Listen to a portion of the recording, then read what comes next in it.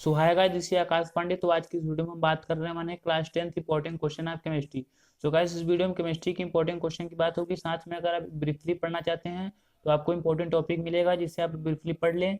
और क्योंकि अभी आपके पास समय बहुत है तो आप ब्रीफली पढ़ के भी अपने एग्जाम में अच्छे मार्क्स ला सकते हैं।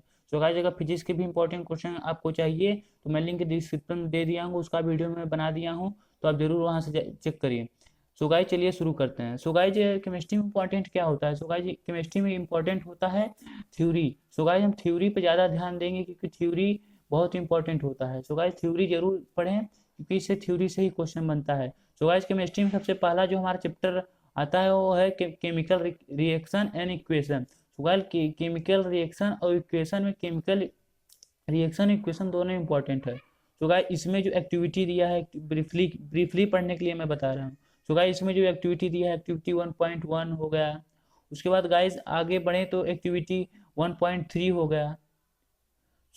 और आगे गाइस जब बढ़े तो एक्टिविटी की बात करें तो केमिकल इक्वेशन आ गया। तो केमिकल इक्वेशन में जो सबसे इम्पोर्टेंट होता है वो केमिकल इक्वेशन की कैसे लिखें हम, केमिकल इक्वेशन को लिखा कैसे है, उसको लिखने के बाद उसको बैलेंस करने के लिए तो इसमें आप बैलेंसिंग जरूर पढ़ के जाएं।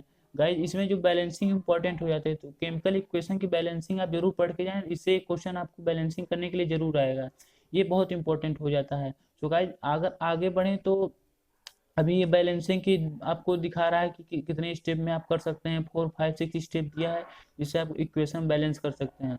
तो गाइस, लास्ट में आप देखेंगे कि कुछ कि इक्वेशन एक आपको दिया रहेगा, उसको बैलेंस करने के लिए दिया रहेगा। अब इसमें टाइप ऑफ केमिकल रिएक्शन की बात कर लें तो गाइस, जब रिएक्शन की बात हो गई तो इसमें भी एक क्वेश्चन आपको मिल जाएगा कि कितने टाइप के केमिकल रिएक्शन होते हैं। तो गाइस, ये पहला हो गया केमिकल कम्बिनेशन रिएक्शन।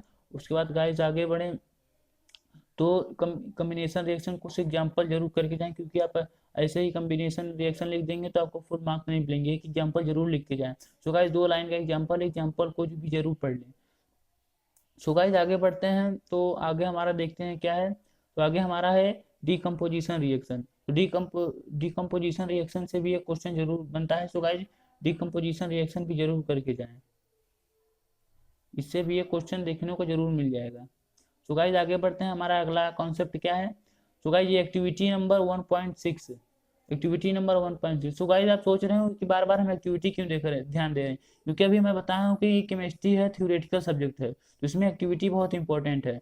अगर आप एक्टिविटी पढ़ रहे हैं तो आपको क्वेश्चन पढ़ने की जरूरत नहीं है, आप एक्टिविटी से भी अच्छे मार्क्स ला सकते हैं। सो एक्टिविटी जरूर पढ़ के जाएं, इससे भी आप अच्छे मार्क्स ला सकते हैं। सो गाइस, आगे बढ़ते हैं तो देखते हैं हमारा कौन सा अगला रिएक्शन है।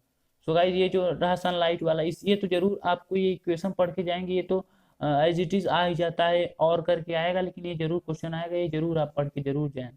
सो गाइस, आगे बढ़ते हैं तो गाइस हमारा जो तीसरा टाइप ऑफ रिएक्शन है वो है डिस्प्लेसमेंट रिएक्शन। तो डिस्प्लेसमेंट रिएक्शन भी जरूर पढ़ लें, इससे भी ये भी इंपॉर्टेंट है क्योंकि टाइप ऑफ रिएक्शन है।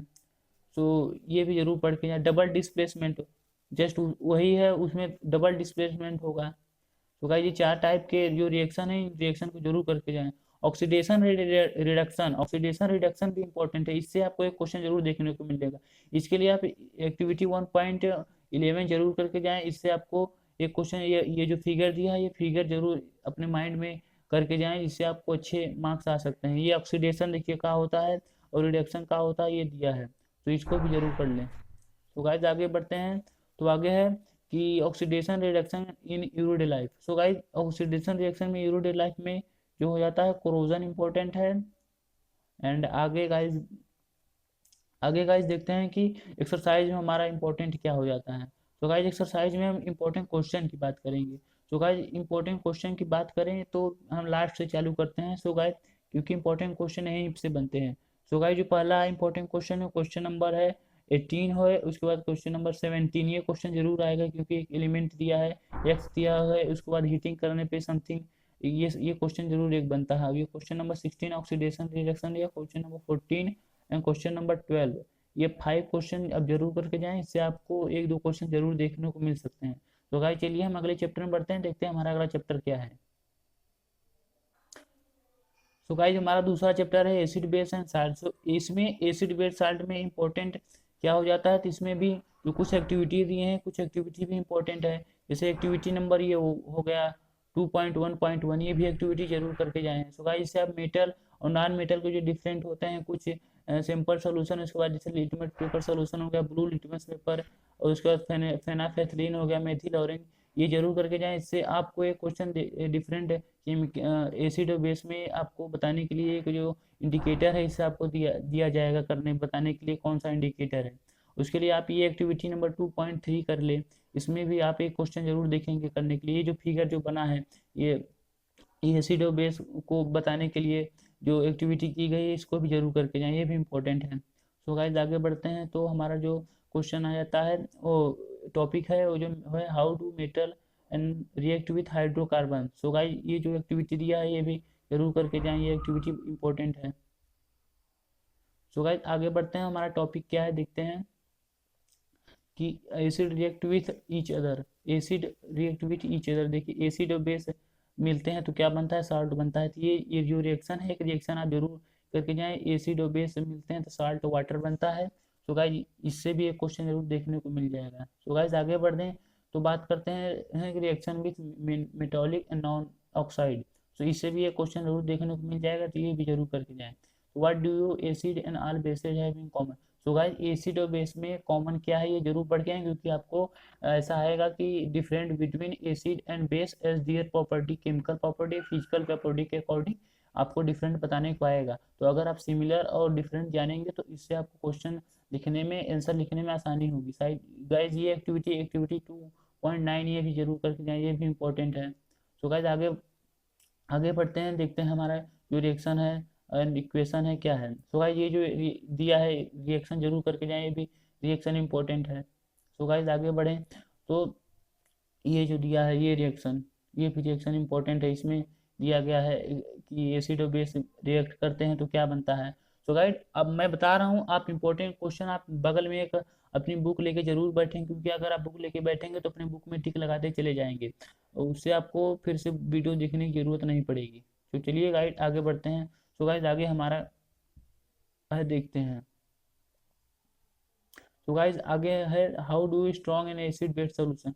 सो गाइज वही कह रहे हैं कि आप एसिड बेस को जितना अच्छे तरीके से पढ़ेंगे क्योंकि आपको डिफरेंस लिखने में उतना इम्पोर्टेंट हो जाएगा, क्योंकि एसिड और बेस में डिफरेंट और सिमिलर जरूर पूछता है, तो उसे जरूर करके जैसे ये जो दिया है पीएच इंडिकेटर, ये भी आप जरूर करके जाए कि किस सोल्यूशन का पीएच बेसिक होता है, किसका एसिडिक होता है, किसका न्यूट्रल होता है, ये जरूर करके जाए। देखिए जैसे प्योर वाटर और ब्लड का दिया है 7.4 न्यूट्रल में आते हैं, उसके बाद लेमन जूस एसिडिक है, उसके बाद मिल्क का मैग्नीशिया ये बेसिक है, जरूर करके जाइए, ये भी इम्पोर्टेंट हो।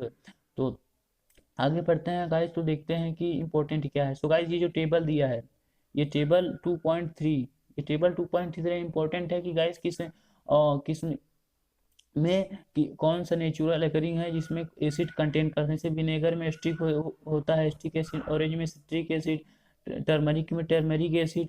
तो गाइस इसमें जरूर करके जाएं, इससे आपको एक क्वेश्चन देखने को मिल जाएगा, कुछ आपको प्रोडक्ट दे दिया जाएगा, उसमें बताया जाएगा नेचुरली अकरिंग एसिड बताइए। तो गाइस ये जरूर करके जाएं।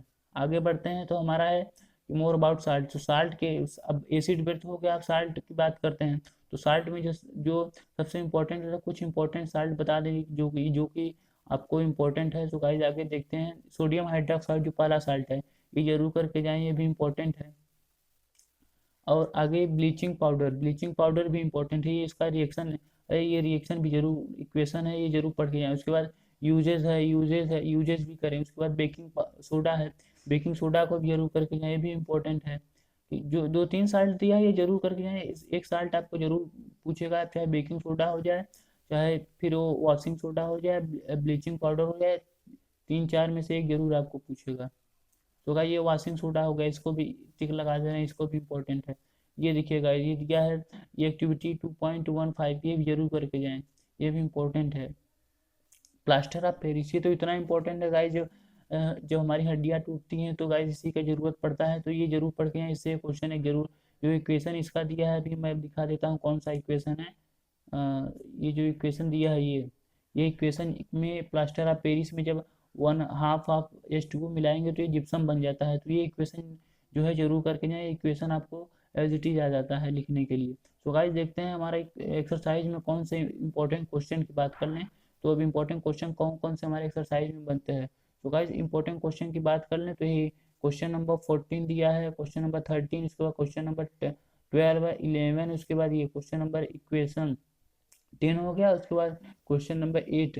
ये जरूर चारों क्वेश्चन 6 क्वेश्चन जो दिए हैं 6 क्वेश्चन जरूर कर जाएं, इससे ये इंपॉर्टेंट क्वेश्चन है। तो गाइस चलिए हम अगले चैप्टर में बढ़ते हैं।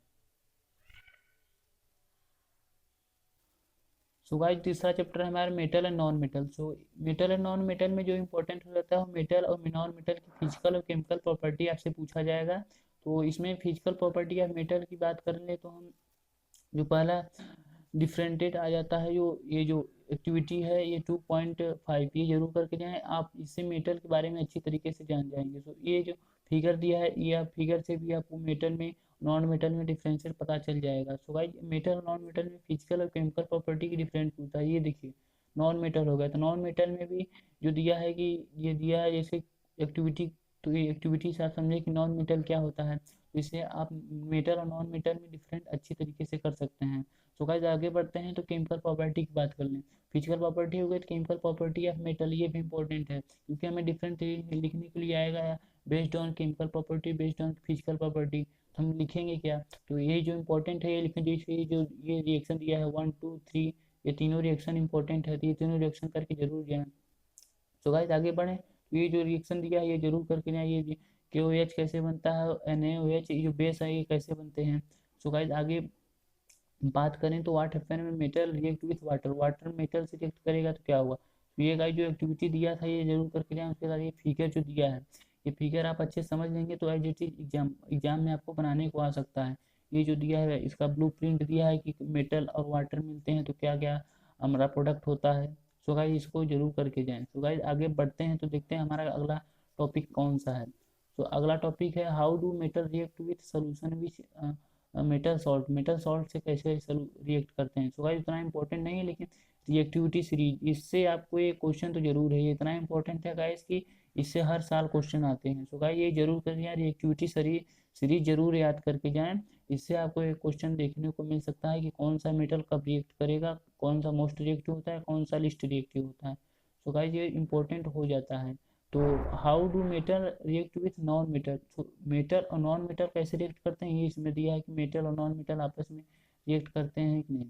तो गाइस इसमें आगे बात कर लें तो जो इम्पोर्टेंट क्वेश्चन की बात करें तो प्रॉपर्टी ऑफ आयनिक कंपाउंड। तो गाइस ये आयनिक कंपाउंड मेटल और नॉन मेटल को रिएक्ट करते हैं तो आयनिक कंपाउंड बनता है। तो इसके लिए जो एक्टिविटी दिया है ये 3.13 ये जरूर करके जाएं, इससे आपको एक क्वेश्चन देखने को जरूर मिल सकता है।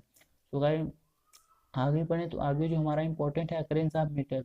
तो अकरेंस ऑफ मेटल में ये जो चार्ट दिया है आप आपको बता रहे हैं ये जो चार्ट दिया है ये चार्ट आप पढ़ के जाएंगे तो इससे आपको अकरेंस ऑफ मेटल का जो सारा कॉन्सेप्ट है वो क्लियर हो जाएगा। अगर पूछा है आपको अकरेंस ऑफ मेटल, अगर ये चार्ट आप बना दिए हैं अपने आंसर बुक में तो आपको फुल मार्क मिलेंगे।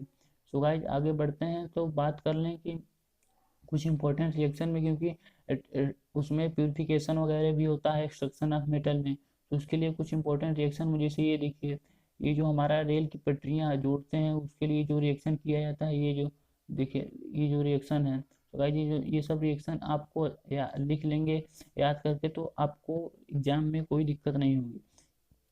ये देखिए गाइस रिफाइनिंग ऑफ मेटल, तो रिफाइनिंग ऑफ मेटल भी इंपॉर्टेंट है, जैसे इलेक्ट्रोलाइट रिफाइनिंग हो गया तो रिफाइन किया जाता है मेटल को, ये भी जरूर पढ़ लें। उसके बाद क्रोजन की बात कर लें, क्योंकि क्रोजन मेटल है तो उसमें क्रोजन होगा, क्योंकि जो जंग लगता है उसे ही क्रोजन बोलते हैं। तो गाइस ये भी इंपॉर्टेंट है, इसको भी जरूर कर लें। अब बात कर लें कि प्रिवेंशन ऑफ कोरिजन से, ये तो इम्पोर्टेंट है लेकिन एज इट इज आप पढ़ लेंगे तो ठीक ही रहेगा। अब पढ़ने लेंगे जैसे ये देखिए दिया है ना आयरन प्लेयर है दिल्ली पे, ये गाइस कहा जाता है कि 600 साल पुराना है, 1600 साल पुराना है। गाइस 1600 साल पुराना है, अभी तक इसमें एज इट इज खड़ा है। सो गाइस इसमें क्रोजन लगा क्यों नहीं लगा, क्योंकि इसमें प्रोटेक्शन किया गया है इसलिए नहीं लगा। तो गाइस इसके बारे में आप यहाँ पे दिया है, ये आप पढ़ेंगे तो आपको पता चलेगा कि गाइस अभी तक क्रोजन क्या होता है। सो गाइस आगे बढ़ लें तो देखते हैं हमारे एक्सरसाइज में जो इंपॉर्टेंट क्वेश्चन है, तो इंपॉर्टेंट क्वेश्चन की हम बात कर लेते हैं। तो गाइज इंपॉर्टेंट क्वेश्चन की बात कर लें तो इसमें जो क्वेश्चन नंबर 16 दिया है ये इंपॉर्टेंट हो जाता है, क्वेश्चन नंबर 14, क्वेश्चन नंबर 13, उसके बाद क्वेश्चन नंबर गिव रीजन वाला, क्योंकि इसमें गिव रीजन ही पूछेगा। आप केमिस्ट्री जितने भी क्वेश्चन उठा के देखेंगे यही पूछेगा, give reason, why it is that, why it is something, why it is something, यही पूछेगा आपको। ये क्वेश्चन नंबर 11 हो गया, मेटल एंड नॉन मेटल में जो कंबाइन होते हैं तो क्या बनता है। तो गाइस अगले चैप्टर में बढ़ते हैं, देखते हैं हमारा अगला चैप्टर क्या है। सो गाइस केमिस्ट्री में हमारा चौथा चैप्टर है कार्बन एंड इट्स कंपाउंड। तो कार्बन इट्स कंपाउंड में इंपॉर्टेंट होता है कार्बन की जो कंपाउंड है उनकी बारे में बात किया जाता है। तो कुछ कार्बन के बारे में हम बात करेंगे और कुछ इसके कंपाउंड के बारे में। तो इसमें कार्बन में कोवैलेंट बॉन्ड होता है। तो गाइस कोवैलेंट बॉन्ड आप जरूर पढ़ते हैं, इंपॉर्टेंट है। कोवैलेंट बॉन्ड से आपको एक क्वेश्चन देखने को जरूर मिल जाएगा। उसके बाद आता है आयनिक बॉन्ड, कोवैलेंट बॉन्ड और आयनिक बॉन्ड, इन दोनों बॉन्ड से आपको एक क्वेश्चन देखने को मिल सकता है, क्योंकि कोवेलेंट बॉन्ड और आयनिक बॉन्ड दोनों में डिफरेंट भी कभी कभी पूछ लेता है कि दोनों में क्या डिफरेंट है। तो अभी देखिए कोवेलेंट बॉन्ड, देखिए allotrope of carbon, allotrope of carbon क्या होता है ये भी पूछ जाती है, भी इंपॉर्टेंट है, जिसको भी जरूर पढ़ के जाएं। जो दिया है ये अलग से आपको, एलोट्रॉप ऑफ कार्बन क्या होता है, structure of diamond, structure of graphite, उसके बाद एक स्ट्रक्चर ऑफ 616, ये जो एलोट्रॉप ऑफ कार्बन है इसको जरूर करके जाएं।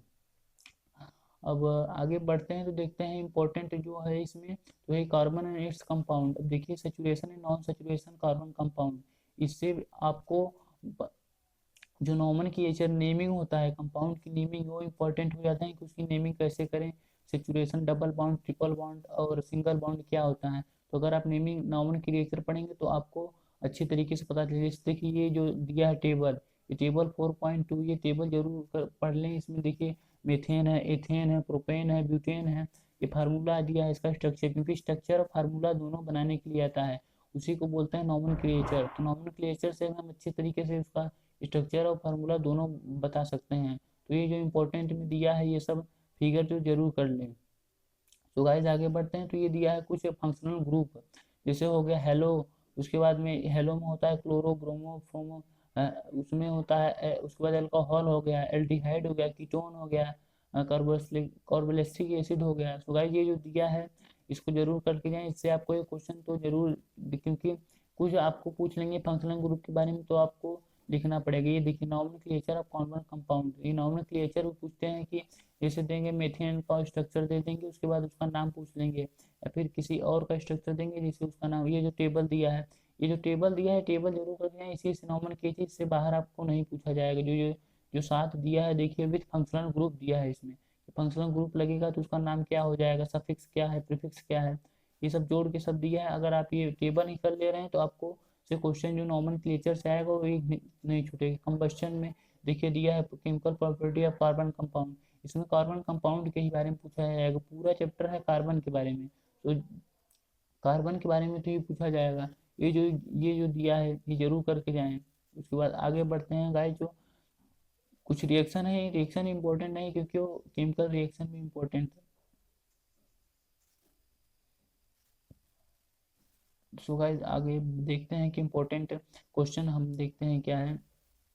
कुछ ये देखिए एक्टिविटी 4.8, ये 4.8 एक्टिविटी जरूर करते हैं, इससे आपको क्वेश्चन फंस सकता है, तो ये भी इंपॉर्टेंट है, तो ये भी जरूर कर लें गाइस। तो गाइस आगे बढ़ते हैं, देखते हैं हमारा इंपॉर्टेंट क्या है। तो ये जो टॉपिक है सोप एंड डिटर्जेंट, ये तो इम्पोर्टेंट है। जो मिचेल फॉर्मेशन होता है, जो हमारा जो डस्ट पार्टिकल जो हमारे कपड़ों से कैसे निकलते हैं, उसके लिए आप जो मिचेल फॉर्मेशन होता है इसको जरूर पढ़ के जाएं, ये इंपॉर्टेंट है गाइस। इससे आप मिचेल फॉर्मेशन पढ़ लेंगे तो आपको पता चलेगा कि हमारे जो कपड़े हैं क्लींजिंग एक्शन ऑफ सोप क्या होता है, तो इससे आपको इंपॉर्टेंट हो जाएगा। तो गाइस अब यहाँ पे देखते हैं तो हमारे क्वेश्चन कुछ इंपॉर्टेंट है, क्वेश्चन इंपॉर्टेंट क्वेश्चन की बात कर लेते हैं।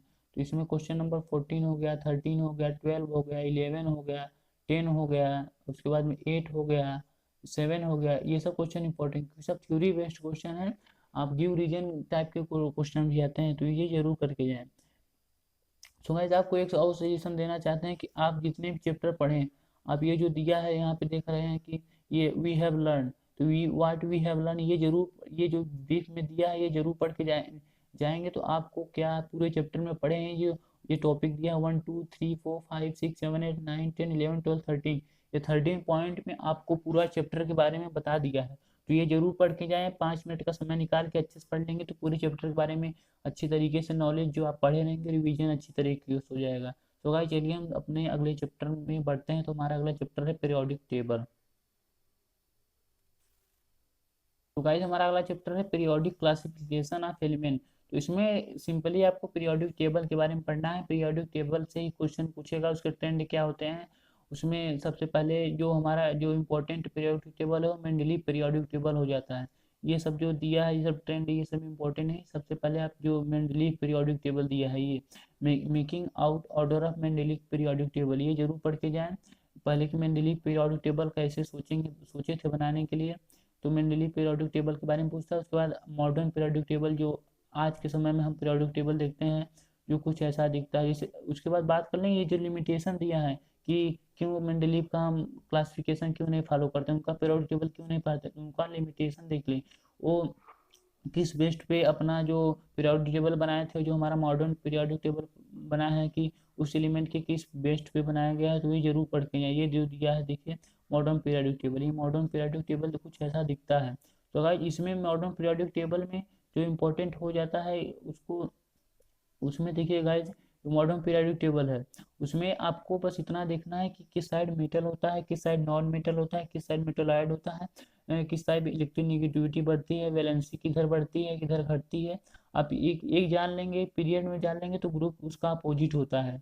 तो ये जरूर इसमें जो ट्रेंड ऑफ पीरियोडिक टेबल अभी आगे आएगा, ट्रेंड ऑफ पीरियोडिक टेबल क्या होता है, तो उससे आपको पता चलेगा कि आगे जो पीरियोडिक टेबल में ट्रेंड क्या होता है, कि वैलेंसी में ट्रेंड क्या होता है, और उसके में केमिकल इलेक्ट्रिविटी में मेटलॉइड में क्या ट्रेंड होता है। इसे तो आपको वो बताने में आपको दिक्कत नहीं होगी आपके क्वेश्चन लिखने में। ये जैसे हो गया ट्रेंड इन प्रोडक्टिविटी, जैसे वैलेंसी हो गया, फिर एटॉमिक साइज हो गया, आयनिक साइज हो गया। आप ये ग्रुप का याद कर लेंगे, उसका पीरियड का जस्ट उसका अपोजिट होता है। पीरियड का याद कर लें तो ग्रुप का अपोजिट होता है। देखिए नॉन और मेटल और मेटलॉइड प्रॉपर्टी, ये जरूर आप अपने बस यही पूछेगा कि आपको कि किस साइड वैलेंसी बढ़ती है, और उसके बाद एटम की साइज किधर बढ़ती है किधर घटती है, ग्रुप के अकॉर्डिंग या उसके अकॉर्डिंग किधर बढ़ती है। तो गाइस आगे बात करें तो वी हैव लर्न, इसको आप जरूर पढ़ के जाएं। इससे आपको जो दिया आप पूरे चैप्टर में पढ़े हैं वो पूरा इसका ब्रीफली है। हर चैप्टर में ये मैं बता रहा हूँ, मैं अगले चैप्टर में बताना भूल गया, लेकिन आप ये जो वी हैव लर्न दिया है ये बहुत इंपॉर्टेंट है, पूरे चैप्टर का समरी दिया है, इसको जरूर पढ़ लें। और बात कर लें एक्सरसाइज में जो इम्पोर्टेंट क्वेश्चन दिया है, तो हमारे एक्सरसाइज में जो इम्पोर्टेंट क्वेश्चन दिया है वो इसमें, क्योंकि पीरियोडिक टेबल है तो पीरियोडिक टेबल से ही क्वेश्चन ज़्यादातर बनते हैं। तो क्वेश्चन नंबर 10 हो गया, क्वेश्चन नंबर दिया है 9, उसके बाद क्वेश्चन नंबर 8, क्वेश्चन नंबर 7। ये देखिए कि दिया है ना नाइट्रोजन एटॉमिक 7, फास्फोरस इतना, तो ये किस पीरियोडिक टेबल किससे बिलोंग करेंगे, ऐसे भी क्वेश्चन पूछते हैं। तो उसके लिए आपको वैलेंसी की जरूरत पड़ेगी, तो वैलेंसी आप जरूर पढ़ लें। तो गाइस चलिए इसी के साथ वीडियो को समाप्त करते हैं। सो गाइस अगर आपको एक बार फिर से कह दे रहा हूँ कि अगर फिजिक्स के इंपॉर्टेंट क्वेश्चन की जरूरत है तो आप डिस्क्रिप्शन में जाएं, वहाँ पे एक लिंक मिलेगा, उस लिंक पे क्लिक करेंगे तो आपको इंपॉर्टेंट क्वेश्चन वहाँ से मिल जाएगा। तो इसी के साथ वीडियो को लाइक कर दें और हमारा जो चैनल है उसे सब्सक्राइब कर दें, क्योंकि ऐसे ही वीडियो हमारे चैनल पे आते रहते हैं। क्योंकि सर गाइज अभी हम नए नए यूट्यूबर हैं। सो गाइज अगर आप कुछ सपोर्ट करेंगे तो हम भी मोटिवेट होंगे, हमारा वीडियो लाइक करेंगे तो हम भी मोटिवेट होंगे कि हम भी कुछ जो अपना नॉलेज है दूसरों के साथ शेयर करें। क्योंकि जो नॉलेज है, क्योंकि देखिए नॉलेज हमें बताने के लिए कोई नहीं आता, हमें सब बता देते हैं कि ये ऐसे पढ़ना है ऐसे नहीं पढ़ना है। और गाइज जो इम्पोर्टेंट होता है वो क्यों नहीं बताता, जो इम्पोर्टेंट क्वेश्चन है क्या पढ़ना है कैसे पढ़ना है, ये सब गाइज हम अपने से करते हैं। तो गाइज वही मैं आपको बताऊंगा कि जो आपको कैसे आपको एग्जाम में अच्छे मार्क्स लाने हैं। तो इस सब बातें मैं इस चैनल पे लाता रहता हूँ। तो जरूर से जरूर हमारा चैनल सब्सक्राइब कर दें, अपने दोस्तों के साथ शेयर कर दें। तो धन्यवाद।